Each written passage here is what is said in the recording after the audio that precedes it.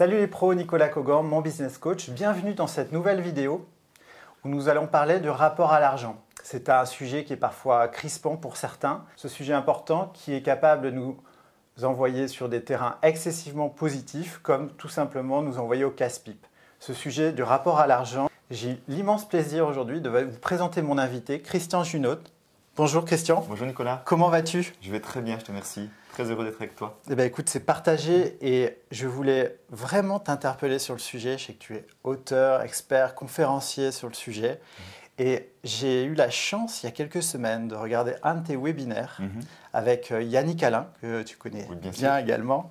Et je me suis dit que les apports que tu livrais étaient vraiment de nature à impacter, aider clairement la communauté Mon Business Coach, des entrepreneurs qui nous regardent, des professionnels, des commerciaux, mais qui sont aussi des particuliers derrière, tu sais, avec leurs valeurs et leurs peurs peut-être sur certains sujets.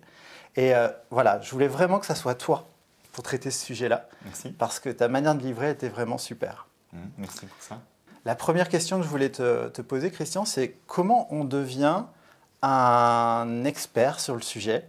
Est-ce que tu peux nous expliquer un peu ton parcours ou les déclics qui t'ont amené sur ce terrain-là? Tout à fait. Alors je dirais dans ma situation, on le devient sans vouloir le devenir. J'ai jamais eu l'intention de devenir expert de la relation à l'argent. Donc c'est pas quelque chose qui a été construit si tu veux. Mais j'ai envie de dire le plus surprenant, c'est que mon parcours quelque part m'a construit à ça, ou m'a permis de vivre ça de deux manières. Un, je suis devenu banquier. Durant 23 ans, conseiller en placement financier, donc j'avais affaire à ceux qui avaient plus d'argent que la moyenne. Mais j'ai envie de dire, je suis devenu banquier un peu à reculons aussi, parce que c'était mon dernier choix en sortant de l'université. Pour te dire voilà, que ce n'était pas ma volonté première. Et puis la deuxième chose qui était encore plus déterminante, c'est que moi-même j'ai eu beaucoup de peur avec l'argent. Peur de manquer principalement, alors que j'en gagnais bien plus que la moyenne, j'avais des revenus confortables.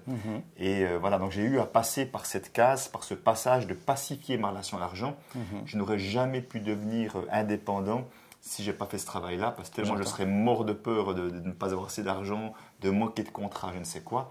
Et si tu veux, d'avoir fait ce chemin pour moi et d'avoir vu qu'au moment où je suis devenu indépendant, j'étais devenu tellement plus tranquille et serein avec l'argent, je me suis dit, waouh, ça serait dommage que d'autres n'en profitent pas. Également ne puisse pas faire ce passage-là. Et j'ai pu le proposer parce qu'entre-temps, j'avais connu un gars qui a fait des années de recherche sur la relation à l'argent des années 80-90. Il s'appelle Peter Koenig. J'ai été son organisateur et puis je me suis formé. Il m'a enseigné le fruit de ses recherches. Génial. Parce que tu sais, moi je suis régulièrement sur le terrain avec mon business coach. On rencontre des entrepreneurs et on peut voir certaines fois des crispations de plein d'ordres différents. Que ça peut être dans la constitution d'un tarif, dans même des blocages sur la simple compréhension des flux financiers de leur entreprise. Puis les exemples ils sont vraiment nombreux, mais ça aujourd'hui, moi souvent j'ai tendance à penser que ça peut être lié un peu à la confiance en soi. Qu'est-ce que tu en penses de tout ça? Est-ce que tu pourrais développer un peu ton expertise sur ce sujet? Oui, puis tu donnes des exemples où c'est clairement l'argent qui est là, et moi je vois plein d'autres exemples où il ne parle pas d'argent, mais l'argent est sous-jacent en plus. Ah, ça c'est intéressant. Donc l'argent est beaucoup plus présent qu'on ne l'imagine. Donc oui, moi je te rejoins dans le sens que en tout cas, et c'est aussi mon parcours, c'est-à-dire que le travail, plus j'ai pu être à l'aise pour faire des prix qui valorisent en tout cas ce que je fais, plus c'est venu à partir d'un endroit d'estime de soi. Le mot estime de soi est déjà intéressant, parce que quand on estime un objet immobilier, on va donner une valeur argent. Et l'estime de soi, c'est quelle valeur on se donne. On ne se donne pas une valeur argent, on ne dit pas je vaux 500 000, 1 million, bien sûr. Mais si tu veux, c'est quel regard j'ai sur moi, quelque part l'estime de soi. Donc plus j'ai pu augmenter mon estime de soi, accroître mon estime de soi, autrement dit un regard bienveillant et positif sur moi, plus j'ai en capacité d'honorer à travers les prix que je propose la valeur de mon travail. Alors, ça n'échappera pas aux auditeurs que tu as un petit accent, tu es suisse, tu interviens aujourd'hui dans plusieurs pays. Est-ce que la France est différente des autres pays? Est-ce que le cliché est réellement importé ou pas? Alors oui, donc je suis effectivement un ancien banquier suisse, effectivement. Et oui, c'est une réalité dans le sens que je vois vraiment en France à quel point, je dis souvent, je suis beaucoup en Belgique et en Suisse principalement, mais ailleurs encore, l'argent est tabou et en Suisse, en Belgique et en France, il est tabou de chez tabou. Tabou de chez tabou. Il y a une vraie crispation, à en gagner parce que c'est comme, et surtout, que ça se voit, en plus de gagner c'est une chose, mais que ça se voit, parce que c'est comme s'il y avait la croyance, dès que je vais en gagner, on va m'en faire payer le prix. D'accord. J'aurai un prix à payer, autrement dit, que ce soit des impôts, que ce soit un regard qui ne soit pas positif de la part des autres. Et je vois beaucoup d'entrepreneurs qui se censurent. Tu vois, j'en ai un exemple tout simple. Dernièrement, un dirigeant m'a dit « Je n'ose pas aller à mon travail avec n'importe quel véhicule automobile. Parce que j'ai peur du regard des autres et qu'on ne va pas m'aimer ou qu'on va encore me juger, me critiquer si je viens avec quelque chose qui a trop de valeur financière. » Tout à fait. Donc tu vois, ça montre à quel point ce sujet est crispant. Et j'aime bien citer cette citation de Coluche. Coluche avait tout compris, je trouve, sur la relation à l'argent. Pourtant, c'est déjà 30 ans en arrière, au moins. Oui. Il disait, en France, c'est clair, les pauvres sont les gentils, les riches sont les méchants. Et bien sûr, tout le monde veut devenir méchant. Exactement. Donc ça montre bien ce conflit intérieur entre, voilà, j'ai envie d'argent, mais j'ose pas le dire parce que c'est pas bien. Il y a un truc comme ça qui se joue beaucoup en France. C'est intéressant ce que tu dis parce que, comment dire, je constate chez des entreprises qu'on a l'occasion d'accompagner que tu vois même les flottes de véhicules certaines fois pour les sociétés qui tournent super bien, tu vois, qui pourraient peut-être monter en gamme sur les flottes de véhicules. Le choix, il est fait sur le, comment dire, sur la... Alors, ce n'est pas sur la valeur perçue, mais sur l'image que ça va refléter pour la clientèle. Tu vois, donc certaines fois, on ne va pas oser afficher justement le fait que ça tourne plutôt bien. Et comme un complexe finalement. Oui, c'est ça. Mais si tu veux, moi je trouve qu'à travers dès qu'il s'agit des choses d'argent, en tout cas à travers la perception qui est donnée à l'extérieur, à quel point nous ne sommes pas vraiment libres de faire nos choix, tu vois, de certains de ne pas mettre des choses de marque, de ne pas montrer. Pour donner, on parlait de la France. En France, c'est le seul pays où j'entends régulièrement « vivons heureux, vivons cachés ». Moi, je le dis souvent. Ah bah tu vois, j'entends jamais ça en Suisse, j'entends jamais ça en Belgique. D'accord. Donc ça parle quand même qu'il y a quelque chose. Alors bien sûr que moi je vois qu'il y a encore tout l'historique de la Révolution, il y a encore toute une série de choses comme ça. Je pense qu'ils sont encore bien imprégnés, mais qui font que ah ben non, attention quand même. C'est des croyances en fait qui se suivent de génération en génération comme ça. Ouais, tu crois à ça? Alors en tout cas, si tu veux, il y a ce qu'on vit, ce qu'on a vécu dans la famille qui va nous imprégner. J'ai un exemple très simple. Si j'ai toujours entendu dire les riches sont des malhonnêtes, eh ben, je ne vais pas oser passer pour riche parce que je n'ai pas envie de passer pour malhonnête. Tu vois, le raccourci. Ok, c'est associations. Voilà. Finalement. Mais après, il y a tout un historique culturel, comme je dis, la Révolution, royauté, révolution, mais également tout le côté religieux aussi, qui fait que dans l'Église catholique, à un moment donné, c'est Pascal Bruckner dans son livre La sagesse de l'argent qui disait être pauvre, c'était considéré comme quelque chose de bien, entre guillemets. Donc tu vois, il y a aussi tout ça qui fait qu'on est imprégné depuis des générations, que ça ne change pas comme ça du jour au lendemain. Quand tu interviens chez nos cousins québécois ou autres, ça se gomme après ça? Écoute, alors je suis intervenu au Québec il y a quelques temps et je pensais que ça serait différent et non, pas tant que ça. D'accord. J'étais surpris de voir que j'ai retrouvé beaucoup plus de points communs. Je les pensais beaucoup plus désinhibés du fait de leur proximité des États-Unis. Non, c'est pas ce que j'ai vécu. D'accord, c'est intéressant ça. Un sujet en fait ce sujet-là, il m'intéresse parce que tu vois, on travaille beaucoup sur la thématique de la vente en fait pour développer des entreprises. Et moi, je remarque que souvent beaucoup de gens vendent comme ils achètent. Donc, c'est d'être déconditionné là-dessus. Et c'est vrai que je ne suis jamais rentré, moi, dans mes accompagnements sur la notion de rapport à l'argent par rapport à ça. Je dis, voilà, il faut clairement essayer de déconditionner le comportement d'acheteur quand on passe en costume vendeur, de se déconditionner de sa propre approche, en fait. Mais en t'écoutant, en commençant à me documenter, je me dis, mais waouh, c'est étroitement lié avec le système de valeurs, finalement. Moi, j'avais un peu vulgarisé ça sur de la méthode de vente. Je me suis dit, c'est plus profond que ça, finalement. Et après, peut-être que tu parles de la notion de vendre. Moi, ce que je vois vraiment comme différence, c'est qu'il y a des gens qui me disent, tant que j'ai dû vendre pour mon entreprise, c'était facile. Et le jour où j'ai dû vendre pour moi, là, c'est devenu très compliqué. C'est-à-dire, là, dans un schéma, pour bien suivre, c'est un schéma où tu as tu as quelqu'un qui travaille en salariat pour telle ou telle compagnie qui va briller, ses résultats vont être super bons. Mais le jour où c'est lui, sa compagnie, donc il associe le produit à lui-même, là c'est rock'n'roll. Oui, absolument. Et c'est impressionnant parce que les différences peuvent être très très sensibles.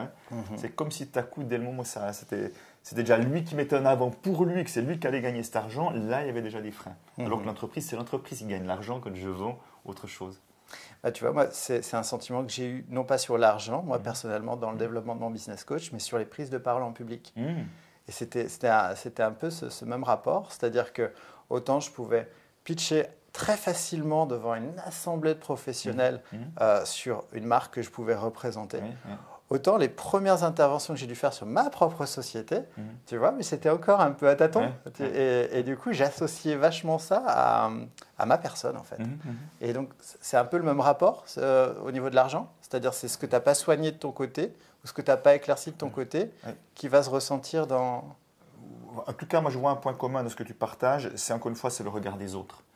Pour moi, notre plus grande prison, c'est la peur du regard des autres. Aussi longtemps que nous sommes attachés à ce qu'on va dire de nous, à ce qu'on va penser de nous, comme conférencier, tu peux le voir toi-même, ou sur le fait que je porte ça, ou que je vais en vacances là, ou que j'ai une maison de cette grandeur là, ou je ne sais quoi, nous sommes limités. Nous nous limitons nous-mêmes. Et vraiment, ça, c'est pour moi la plus grande guérison. C'est au moment où j'arrive à me détacher de regard des autres. Ça ne veut pas dire que je m'en fous des autres, mais c'est que je ne suis pas accroché à ce que les autres pensent. Ça nous libère beaucoup d'être pleinement nous-mêmes, de s'ouvrir à qui nous sommes, avec notre singularité. Ça plaira à d'autres, ça ne plaira pas à d'autres. Et alors, où est le problème? Et alors, c'est vraiment ça. Il faut presque s'autoriser à se détacher de tout ça. D'accord. Toi, aujourd'hui, alors j'ai rencontré beaucoup de gens qui ont suivi tes conférences, tes séminaires. Tu fais aussi de l'accompagnement individuel ou comment tu procèdes en fait aujourd'hui pour aider les gens? Parce que je sais que tu obtiens des super résultats. Oui, alors je ne fais pas d'accompagnement individuel pour deux raisons. La première, c'est que je vois que le travail en groupe et même en petit groupe, je travaille encore parfois en petit groupe, est vraiment beaucoup accélérateur parce qu'il y a tellement d'effets miroirs entre les uns et les autres qui fait qu'on s'amène des choses qu'on n'amènerait pas soi-même. Ah oui, c'est toujours plus constructif. Voilà, et aussi, tu sais, comme les histoires d'argent, chacun les garde pour soi frileusement, en pensant qu'il est le seul comme ça, un peu honteusement, t'as coup de voir qu'on prend un groupe de 8, puis que les 8 ont des problèmes identiques ou différents que l'argent, ça fait déjà juste du bien, tu vois. Mais surtout que la résolution des problèmes de 1 va déjà résoudre une partie de mon problème, donc on accélère ça. La deuxième chose, c'est que je n'ai pas le temps aussi de faire l'individuel. Et puis personnellement, j'ai vraiment envie d'avoir un impact sur le collectif, et pour ça, je dois pouvoir toucher de plus en plus de monde. Donc voilà, cette mission qui est la mienne, que je me suis donnée, j'essaie de me donner les moyens, et pour ça, ça m'a touché plus de monde. Et tu peux nous en parler un peu? C'est quoi? Tu interviens, bien sûr, mais est-ce que tu fais des ateliers? C'est en immersion un petit peu? Alors, justement, dès le moment où j'ai décidé que je m'autorisais à toucher plus de monde, j'ai envie de partager ça parce que je trouve important pour chacun d'entre nous, s'autoriser à toucher plus de monde, s'autoriser à être plus visible. Et tu peux le voir aussi à travers ton parcours. Ça demande aussi, j'ai vu pour moi ce qui était déterminant et qui fait que j'ai attiré plein de situations et j'étais plus visible, c'est le jour où j'étais prêt à tout recevoir, y compris des critiques. Je dis tout recevoir, je ne suis encore pas sûr que je suis capable de tout recevoir aujourd'hui. Mais le moment où je dis, OK, tu vas être plus visible, donc automatiquement, tu vas aussi être potentiellement plus critiqué. Et tu vois, ça vient de l'intérieur de ça, d'être prêt à ça. Et à partir de là, j'ai eu des possibilités de toucher plus de monde à travers des médias, à travers des projets comme ça. Donc voilà, ça c'est vraiment un pas qui vient de l'intérieur. Et je vois vraiment que tout ce qui vient de l'intérieur impacte inévitablement l'extérieur. Mais ça commence par là. En tout cas, ça c'est ma perception, ma croyance. En fait, c'est même un levier de développement personnel finalement. Complètement. Pour moi, complètement. Si tu veux, je peux vraiment voir que j'utilise chaque fois qu'il y a un moment qui est difficile, une rencontre plus difficile, je peux dire, ouais, bon, il est comme ci, il est comme ça. Puis je me dis, qu'est-ce que j'ai à apprendre de ça? S'il y avait une chose à apprendre, qu'est-ce que ça serait? Et automatiquement, tu vois, je trouve que là, la vie devient merveilleuse parce que chaque situation me donne l'occasion d'apprendre au moins une chose de moi, d'être un peu plus conscient de mon fonctionnement. Qu'est-ce qui fait que j'attire peut-être ce genre de situation-là? Et c'est là que je trouve que je vois la vie comme un jeu, un jeu d'apprentissage, de découverte de soi. Donc, pour répondre à ta question, on disait comment effectivement j'interviens. Alors, dès le moment où j'ai voulu impacter plus de monde et sociétalement, je dis si c'est juste ma présence à gauche, à droite, ça va être limité. Donc, les réseaux sociaux sont merveilleux pour ça. Tu vois, nous faisons une vidéo maintenant qui va pouvoir circuler qui va faire que ça va accélérer les prises de conscience des uns et des autres. Donc, j'ai créé également une formation sur Internet et j'ai gardé quelques événements présentiels, plutôt des gros événements et quelques rares petits événements, petits groupes un peu plus VIP, parce que j'aime le contact, j'aime la connexion et je n'ai pas envie de me priver de ça aussi, d'être trop coupé comme on peut l'être parfois sur des réseaux sociaux. C'est vrai. Je n'ai pas envie de ça, donc j'ai vraiment fait un mélange. Mais ce que j'aime aussi, c'est que j'interviens autant pour les particuliers, que j'interviens dans des milieux professionnels, dans des entreprises, dans des associations professionnelles, parce que tu le sais toi-même, le milieu des entrepreneurs, on est très confronté à l'argent. Et encore une fois, c'est une vraie problématique potentielle. Et il y a une préparation, je crois, à avoir entre, tu vois, le point de bascule entre passer du salariat à l'entrepreneuriat, parce que c'est tout un socle de code en fait, qui change. Et mine de rien, l'argent est assez central là-dedans. Complètement. Donc, moi, je vois tellement de personnes qui sont, et je l'ai été, ça je peux en parler, qui sont prisonniers dans un emploi qui ne leur convient plus, et une prison. Alors moi, j'appelais même ça une prison dorée parce que moi, j'étais bien payé. Ce n'est pas le cas de tout le monde. Et en fait, ce que je vois, que ces personnes-là, elles ont oublié deux choses quand on est dans une prison. C'est que, un, on s'y enferme tout seul, et deux, la clé est à l'intérieur. Et la clé est à l'intérieur. Et ça, nous l'oublions parce que trop souvent, nous pensons que c'est les circonstances de la vie, pas j'ai des enfants, pas j'ai ci, il y a des choses extérieures qui font que je suis dans une prison et j'y peux rien. Et là, ça nous renvoie à notre impuissance et c'est énergétivore, ça nous tire en bas. Alors dès le moment où on voit que, ah ben non, ce qui me manque, c'est du courage. Ce qui me manque, c'est encore l'estime de moi. Je peux en faire quelque chose de ça. Et là, je peux commencer à avancer pour essayer de dire, un jour, je sortirai de ça. Donc, si tu veux, l'argent, moi, je vois qu'il y a deux choses qui font que ça empêche ces gens de faire ce pas, cette bascule. Parfois, c'est les compétences. Les gens pensent qu'ils n'ont pas les compétences. Et la plupart du temps, les compétences, on peut les acquérir. Et puis deux, ce sont les peurs en lien avec l'argent, la peur de l'échec financier, des conséquences, etc. Et ça peut s'améliorer aussi, puisque plein d'autres ont fait le pas, donc c'est possible. Bien sûr. Tout va commencer finalement par observer ses propres comportements, ses propres rapports, et puis après, justement, d'aller croiser les regards avec des gens qui sont passés par là, et puis trouver si tu me permets l'expression, les hacks ou les accélérateurs en fait, pour s'approprier à un autre mode de fonctionnement, peut-être plus écologique, quelque part pour soi-même. Tout à fait, absolument. Absolument, parce que tu veux, qu'est-ce qui se passe? C'est quand on reste avec des peurs, avec l'argent, quand on fait le pas entrepreneur, on va sans arrêt penser, ah, toi, il y a un client qui ne vient pas, ou un truc, puis ça nous prend la tête, on vient mal dormir, et finalement, toutes nos pensées sont axées sur l'argent, beaucoup trop, tout cas de pensée, et d'énergie associée à ça. Alors qu'au fond, si on fait ça, c'est parce qu'on a un talent, on a quelque chose de particulier à amener. Et chaque fois que je me branche à cette partie, ce feu intérieur qui a envie d'amener quelque chose à l'extérieur, eh ben, je vois qu'à partir de là, c'est facile, l'énergie vient tout seul. Et l'argent est une conséquence de tout ça. Alors que quand je mets l'argent en priorité, là, ce sont des prises de tête, ce sont des peurs et mon énergie baisse. Nous, on aime beaucoup le concret chez mon business coach. Et peut-être que là, tu vois, par rapport à ce que tu viens de dire, on pourrait prendre un cas de figure, une situation. On voit, et c'est très régulier, des entrepreneurs ou même des fois des commerciaux qui vont avoir un mal fou à s'autoriser à appeler leurs clients débiteurs. Tu sais, on te doit de l'argent, tu as déjà livré la prestation, et puis on a peur. Et on ne sait pas comment faire. Et on n'ose pas. Et pourtant, finalement, je crois que c'est une démarche qui est assez simple. Mais si on n'y arrive pas, il y a peut-être des raisons. Est-ce que tu as une vision de ça ou tu as des conseils à donner par Alors oui, je dirais déjà la première question que je poserais, c'est pourquoi j'ai peur? J'ai peur de quoi? C'est quoi le pire qui puisse arriver? Parce que ce que je trouve extraordinaire, parce que tu ne te rends pas compte le nombre de situations que je vois des gens qui ont même prêté de l'argent à quelqu'un et qui n'osent pas le réclamer. C'est comme le comble, c'est l'autre qui lui doit et c'est moi qui suis gêné, tu vois. Et souvent, je vois qu'ils ont peur de passer pour vénal, autrement celui qui s'accroche à son argent, enfin, qui a des peurs du regard des autres. On revient sur le regard des autres, tu vois, qui fait que, au fond, la situation ne va pas changer si je ne bouge pas. Ça, c'est une chose qui est, enfin, il y a peu de chances que ça change. Donc, moi, ce que je vois, déjà, c'est voir quelles sont les peurs, qu'est-ce que j'ai peur de quoi, et puis qu'est-ce que j'aimerais peut-être pas que l'autre pense. Déjà, pour aller voir qu'est-ce qui se joue. Mais après, moi, j'amène ça d'une autre manière. C'est-à-dire que je dis, au moment où je livre une prestation à quelqu'un, au moment où je prête de l'argent à quelqu'un, inévitablement, j'ai de la confiance en cette personne. Parce que je n'ai pas confiance et que je prête de l'argent, je n'ai pas confiance que je livre une prestation ou un produit et que l'autre n'a pas payé, quelque part, je serais inconscient de le faire. Donc, moi, je reviens à ça en disant, et vraiment, c'est le message que je vais faire passer quand je téléphone ou quand j'écris, je dis, mais à un moment donné, il s'est passé ça parce que j'ai eu confiance en vous. Et au moment où vous ne payez pas, au moment où vous ne respectez pas ce qu'on a convenu, cette confiance, elle est en train de se diminuer et ça m'embête. Ça m'embête. Je peux entendre que quelqu'un a des problèmes et je peux entendre, mais j'ai envie qu'on trouve une solution. Et pour moi, si vous voulez qu'on continue d'avoir une relation de confiance ensemble, ce que j'attends, c'est au moins de donner des nouvelles, me dire qu'est-ce qui est compliqué, qu'est-ce qui fait que vous ne payez pas et on regarde ensemble ce qu'on peut faire. Et toi, donc je reste vraiment dans la relation. Je ne suis pas en train de dire c'est pas bien ce que vous faites. Je crée encore de la relation de confiance. Je dis, mais j'attends que vous veniez nourrir. Je ne peux pas nourrir la confiance de mon côté tout seul. La confiance, ça s'entretient. Absolument. Ce n'est pas parce que j'ai confiance à l'instant T qu'il existe toujours l'instant T plus 1, T plus 2.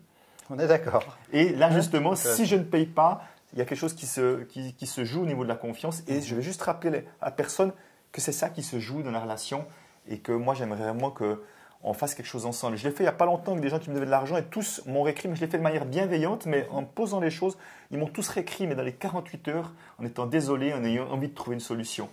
Du bon sens, en étant humain, déjà, ça simplifie beaucoup les relations, et puis du coup, derrière, récupérer son dû, renégocier un deal s'il faut. Si nécessaire. Et voilà. Okay. Parce que pour moi, dans le business, pour moi, la confiance, elle est essentielle, quoi. C'est essentiel. Elle est essentielle. C'est qu'à un moment donné, il y a une confiance réciproque qui fait que, et surtout si on veut travailler sur la durée, c'est pas juste faire une bonne affaire sur le dos de l'autre. Ça marche pas, ce truc-là. Non, aujourd'hui, je crois qu'on est vraiment dans des notions de récurrence. Dans tout business que vous pouvez avoir, il y a quand même des notions de récurrence à avoir, de fidélisation et autres. Et le ciment de ça, c'est la confiance. Après, quand vous identifiez les éléments qui cassent cette confiance-là, c'est majoritairement l'argent plus que la qualité de la prestation elle-même. En tout cas, c'est juste un constat que je peux faire. Donc finalement, on revient sur ce sujet qui est sensible. Et donc le fait peut-être de s'éduquer un peu sur ce sujet-là, quoi. Mais tu sais, celui qui m'a enseigné le fruit de ses recherches, Peter Koenig, disait, in fine, il disait, mais la qualité de relation sera toujours ce qui sera prioritaire. Mes relations à soi, relations aux autres et relations à l'argent en l'occurrence.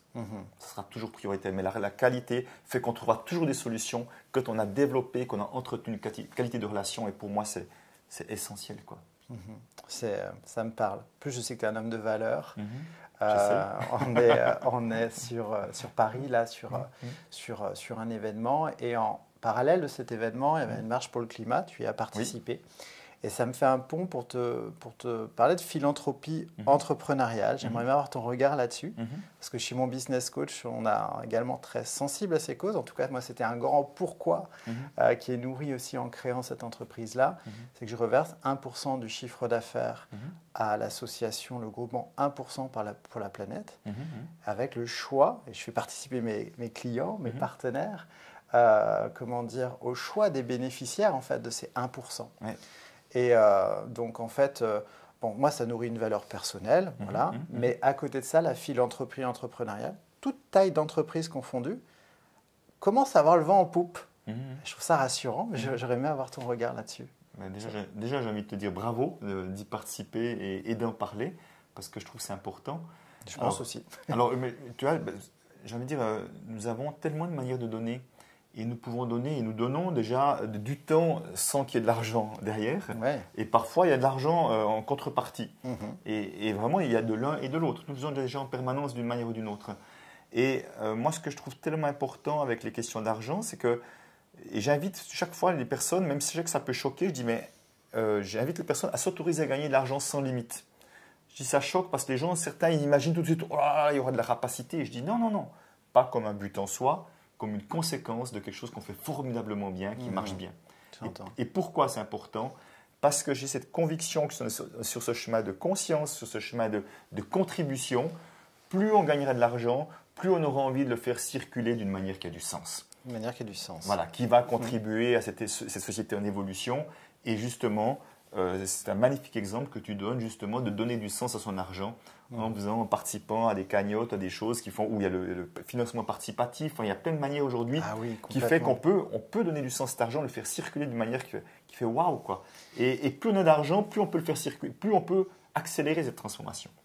Et en fait, tu sais que c'est le rapport à l'argent. Enfin, moi, c'est un rêve que j'avais pendant longtemps et que j'aurais peut-être pu. Je dis souvent, oui, de l'époque où j'étais salarié, je ne pouvais pas me permettre de. En vrai, si. Mais j'avais conditionné ça à l'entrepreneuriat pour attacher un sens, tu vois. Et aujourd'hui, ça fait sens. On voit qu'on peut impacter réellement, tu vois, pouvoir mesurer. Et si j'en parle, c'est que souvent, quand on pose la question aux entrepreneurs de la fiscalité, de leur argent, souvent, les comptes ne sont pas faits. On ne sait pas quel pourcentage de fiscalité on a, par exemple. Alors que quand on parle d'1%, si toutes les entreprises faisaient ça, mais t'imagines l'impact, c'est colossal. Absolument. Après, ce n'est pas le seul mode de fonctionnement. Tu parlais d'autres modes, mais je crois que ça va aussi avec ce que tu enseignes, tu vois. Le fait d'être écologique avec soi-même. Derrière, après, ça va sortir. Et puis après, tu choisis ton cheval, mais avec du sens, quoi. Et feu. Tout à fait. Bon, c'est intéressant. Ça parle beaucoup, en tout cas. Génial. Je voudrais te poser, je sais que ton temps est précieux, je ne vais pas te prendre toute l'après-midi. Le temps, c'est de l'argent, disent certains. Pas si sûr. Parfois oui, parfois non. Il faut capitaliser sur les choses. Mais j'ai envie de te poser une question à la Tim Ferriss un peu. J'ai lu ça dans un de ses derniers bouquins. C'est quoi l'achat de moins de 100 euros ou, alors, je ne sais pas ce que ça fait en francs suisses. Oui, presque l'équivalent. Hein. Presque l'équivalent de moins de 100 euros que tu as pu faire ces 6 derniers mois ou ces 12 derniers mois qui a le plus impacté ta vie, l'investissement le plus sympa, le plus profitable que tu aies pu faire pour moins de 100 euros. Ça peut être un sac à dos, ça peut être ce que tu veux. Ce qui me vient comme ça, parce que certainement qu'il y aurait d'autres réponses si je prenais plus de temps ou si je reprenais peut-être les décomptes de carte de crédit pour voir ce que j'ai acheté aussi ces derniers temps. Mais en tout cas, peut-être ce qui m'a fait le plus plaisir, c'est d'avoir pu offrir un restaurant à quelqu'un qui m'est cher. Parce que ce moment que nous avons passé ensemble, ce moment qui a vraiment eu de l'intimité, il y a eu de l'authenticité, il y a eu du cœur, ce moment-là, il reste vraiment en moi et il va rester très très longtemps. Super, génial. Merci de te livrer parce que c'est pas toujours facile, tu vois, des questions personnelles comme ça. Mais pour montrer que souvent, pour moins de 100 euros, on peut se remplir, quoi. On est souvent en train de viser la lune sur plein de choses et voilà, c'est important. Oui, et puis tu permets, j'ajoute quelque chose pour les entrepreneurs, parce que ça me vient. J'étais confronté à ça ces derniers temps. Je vois beaucoup d'entrepreneurs qui disent j'aimerais bien, mais je ne peux pas parce que je n'ai pas l'argent. Et ce que je vais dire une fois va peut-être déranger, mais l'argent potentiellement peut être une excuse. Pourquoi je dis ça? Parce que oui, il y a une réalité financière de chacun et ça, je ne le nie pas. J'aimerais bien que vous entendiez ça. Mais ce que je vois comme différence, c'est qu'il y a des gens qui disent je n'ai pas les moyens et qui vont se décortiquer pour trouver une solution pour avoir les moyens parce qu'ils sentent que c'est ça qui est important pour eux. Que ce soit quelque chose, une machine, que ce soit un objet ou que ce soit faire une formation et tout. Enfin, moi, je ne vais pas le faire avec les formations parce que c'est là que les gens viennent vers moi. Et qui sont tellement créatifs pour trouver une solution pour venir que moi, je ne peux pas être indifférent à ces gens-là qui sont créatifs. Alors que d'autres me disent ouais, je viendrais bien, mais je n'ai pas les moyens et ça s'arrête là. Donc, j'ai vraiment envie que chaque fois que j'ai tendance à dire je n'ai pas les moyens, plutôt que rester à ça, d'ouvrir, dire mais et à quoi pourrait ressembler? Est-ce qu'il y aurait d'autres solutions plus créatives d'en parler autour de soi? Parce qu'il existe plein de solutions que nous n'imaginons peut-être pas et que d'autres ont essayé. Tu as raison. Et puis là, un projet, il va forcément, un projet qui tient à cœur, il va forcément nécessiter des changements. Alors même des fois, vu qu'on vend aussi de la formation, on peut être pudique sur le fait de dire investir en soi, mais c'est quand même un moteur, c'est un accélérateur. Tu le fais, je le fais, et bien d'autres le font pour investir en soi, c'est des accélérateurs. Et c'est vrai que cette notion de prix, d'engagement, liée à l'argent, ça reste une excuse. Parce que si ton objectif de changer est vraiment fort, l'idée c'est d'être sur un angle solution. Ouais, et elles existent. Absolument. Et elles existent. Et elles ne passent pas que par les banques suisses. Elles existent plus que jamais, même par les banques tout court, parce que je sais que les banques sont de plus en plus frileuses. Et c'est ça qui est formidable, et entre autres avec Internet, c'est qu'on voit qu'il y a d'autres moyens de financer. Et je peux te dire une chose, c'est qu'il y a de plus en plus de personnes qui ont à cœur que leur argent soit utilisé avec du sens, qui n'ont plus envie de laisser une banque choisir pour eux, et qui ont envie de trouver justement d'autres moyens pour justement que leur argent puisse être investi, utilisé à des endroits où vraiment ça change quelque chose. Où ça change, ça impacte. Ouais. Super. Écoute, nous, on ne se connaissait pas vraiment avant l'entrevue. Pour moi, c'est une super rencontre. Merci, je te le dis. Vraiment, c'est super. Et je te dis à bientôt. Oui, bientôt. Et merci beaucoup, en tout cas, de tout ce que tu nous livres là. Merci, Nicolas. De mon côté, moi, je vous souhaite une excellente journée et je vous dis à très bientôt dans une future vidéo. Salut. Au revoir.